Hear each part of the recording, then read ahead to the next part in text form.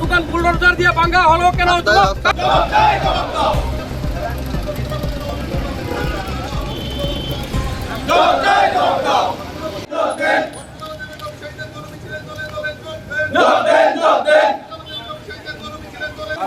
আমরা সমস্ত রাজ্যের সমস্ত ব্যবসায়ীদের কাছে অনুরোধ রাখছি এবং ক্রেতা জনসাধারণ যারা আছে তাদের কাছেও আমরা বিশেষ অনুরোধ করছি।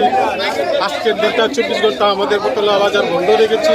কিছু অসুবিধা হবে ক্ষমা প্রার্থনা। যতক্ষণ পর্যন্ত পৌরসভা আমাদের আশ্বাস না দেবে যে আগামী দিনে কোনোরকম হস্তক্ষেপ করলে যদি বটতলা বাজারে সমিতির লোকের যোগাযোগ ছাড়া কোনো রকম হস্তক্ষেপ সেই আবেদন রেখে আমরা আজকের মহামিছিলে গতকালকে পৌরসভা দ্বারা যে অনৈতিকভাবে বটতলা বাজারে বুলডোজার দিয়ে যে ভাঙচুর হয়েছে তার প্রতিবাদে আজকে